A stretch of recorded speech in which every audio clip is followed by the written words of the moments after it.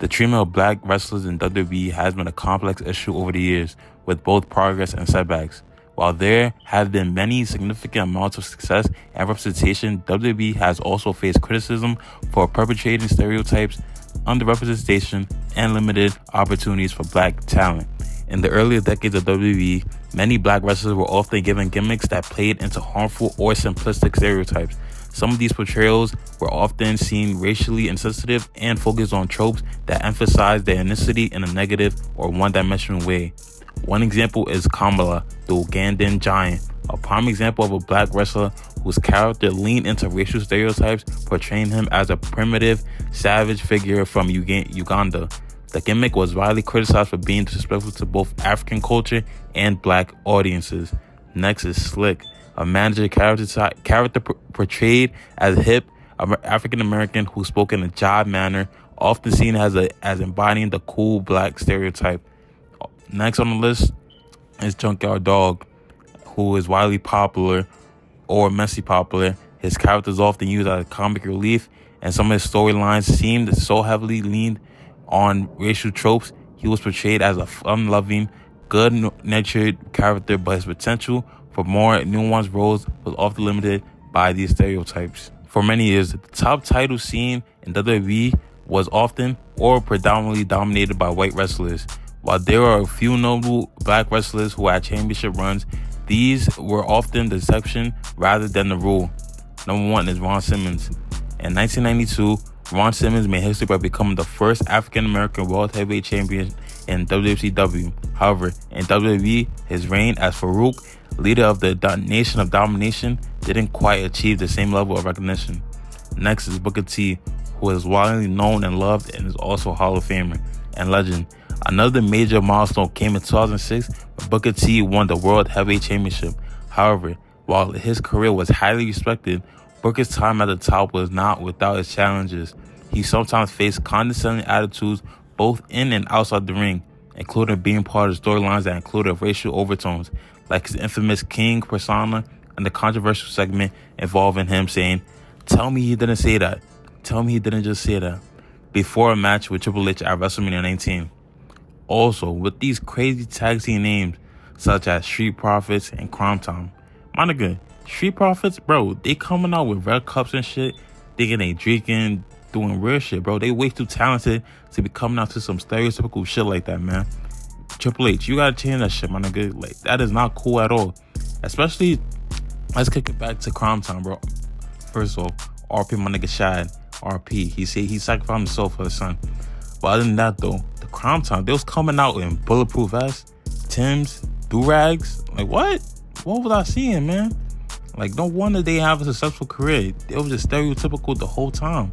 They was wrestling in Timbs, jeans. They was looking like 50 Cent soldiers or some shit. G-Unit soldiers, bro. I ain't like that at all. In the recent years, there have been many notable breakthroughs for black wrestlers in WWE, both in terms of individual success and representation. Number one is Kofi Kingston. Perhaps the most symbolic moment in WWE history was when Kofi Kingston won the WWE Championship at WrestleMania 35 in 2019. The victory was a major milestone for black representation in WWE, as Kofi spent 11 years with the company before finally reaching the pinnacle of the WWE Championship. His win was celebrated as a victory for perseverance and a breakthrough for black wrestlers in a space where that kind of achievement had been rare. However, that achievement had been cut short because Brock Lesnar demolished that in 11 seconds or less, I think. I don't know. I think that nigga Brock Lesnar beat that nigga in like 5 seconds or some shit, bro. Embarrassing. The New Day.